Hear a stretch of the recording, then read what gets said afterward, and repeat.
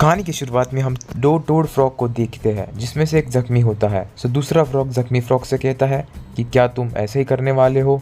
फिर जख्मी फ्रॉग कहता है कि हाँ, मैं अभी ठीक हो जाऊंगा, पर तुम नारुतो का बताओ।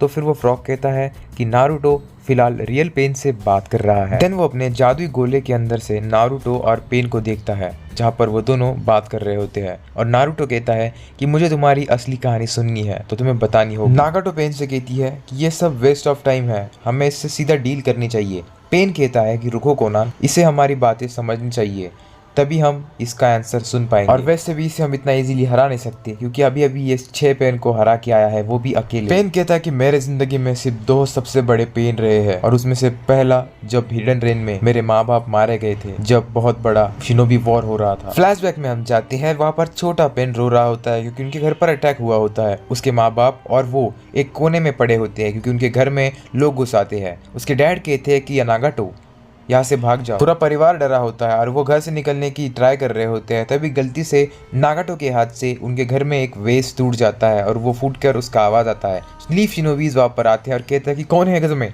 बताओ कौन है यहाँ पर।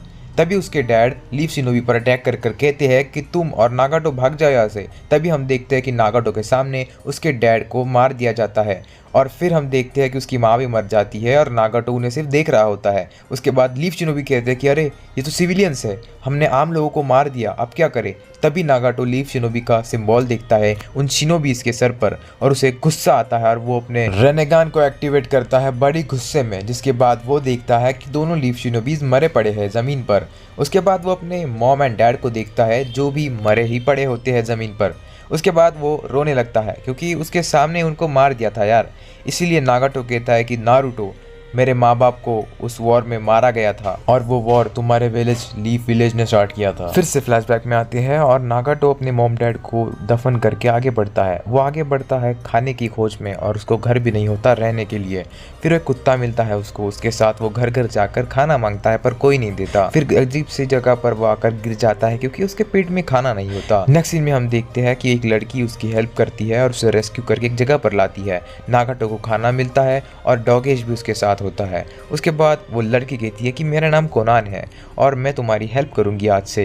तभी हम देखते हैं याहिको को, जो कि कोनान के साथ होता है, और वो पूछता है कि ये किसको लाई। कोनान कहती है कि ये लड़का मरने की हालत में था और उसके साथ में एक डॉगीज भी था, इसलिए दोनों को मैं यहाँ पर ले आई। फिर से प्रेजेंट में आकर नागाटो बताता है कि इसी तरह से नारुतो में कोनान से मिला। याहिको और कोनान मेरे जैसे ही थे, पर उन्होंने हार नहीं मानी, लड़ने के लिए उन्होंने सब कुछ करा। फिर से हम फ्लैशबैक में जाते हैं, जहाँ पर नागाटो इतना सब खाना देखकर खुश होता है, तो याहिको उससे कहता है कि हमें इसके लिए चोरी करनी होगी। तो वो सिटी मार्केट में जाकर भीख मांगने की एक्टिंग करने लग जाते थे 2 लोग, और पीछे से एक बंदा आकर, जो कि याहिको था, वो मछली चुरा कर भाग जाता था। डॉगेश भी इनका साथ देता था इस काम में। वो जाकर फल चुराता था तो फल वाली डिस्ट्रैक्ट होकर उसके पीछे जाती थी, उसी बहाने वो तीनों जाकर बहुत सारे फल उठाकर भाग जाते थे।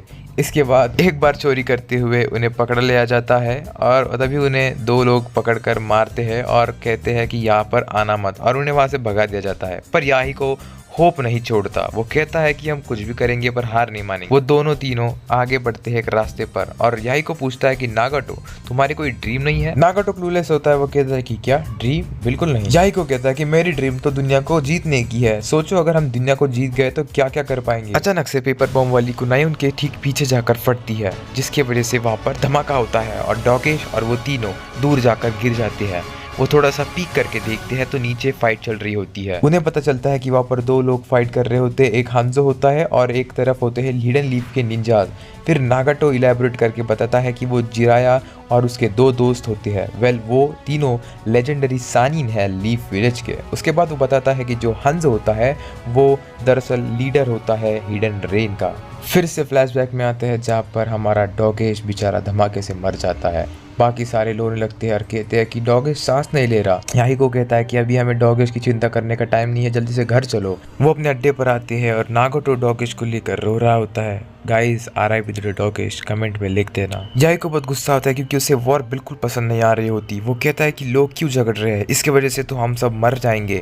फिर वो कहता है कि मैं इस दुनिया का भगवान बनूंगा। और उसी पल से नागाटो का भी यही सपना होता है कि उसे पूरी दुनिया को जीतना है। याही को कहता है कि ये सब करने के लिए हमें निंजुत्सु सीखना होगा, जो कि सिखाएगी हमें वो लीडन लीफ के निंजास जो कि फाइट कर रहे थे। याही को कहता है जहाँ पर उनकी फाइट हुई थी वहां पर किसी की भी लाश नहीं मिली, मतलब वो सब जिंदा है और इसका मतलब वो सब सच में बहुत ज्यादा ताकतवर है, इसीलिए वो हमें ताकतवर बनाएंगे। वेल हांजो जो हिडन रेन का लीडर होता है उससे याहिको को नफरत होती है क्योंकि उसने ही हिडन रेन को एक वॉर जोन बनाया होता है। नेक्स्ट सीन में वो तीनों डॉगेश को प्रणाम करके उसको गाड़ देते हैं और उसके बाद कुछ लोगों का सामान वापस करते हैं जो कि उन्होंने चुराया होता है और निकल पड़ते हैं लीफ विलेज के शिनोबीज के पीछे। याहिको को रास्ते में कुनाई मिलती है और वो कहता है कि लग रहा हूं ना मैं कूल। उसके बाद हम देखते हैं कि वो बहुत सारे पहाड़ चढ़ते हैं, बहुत सारी मुश्किलों से आगे बढ़ते हैं और वैसे ही जाते हैं जैसे हमारे माँ बाप स्कूल जाया करते थे।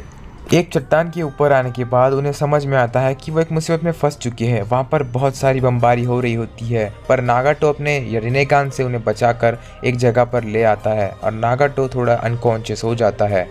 उठने के बाद नागाटो को मालूम पड़ता है कि वो एक जगह पर है जहाँ पर ऑलरेडी वो लेजेंडरी सानिन्स बैठे हुए होते हैं और वो फिर उन्हें देखने लगते हैं। वो तीनों एक जगह पर बैठकर बात कर रहे होते हैं और उनमें से एक होते हैं चिराया। आगे की कहानी को कंटिन्यू करने के लिए देखते रहिए क्रिटिक्स एनिमे। मिलेंगे इसी के नेक्स्ट पार्ट के साथ, तब तक के लिए take care and good bye.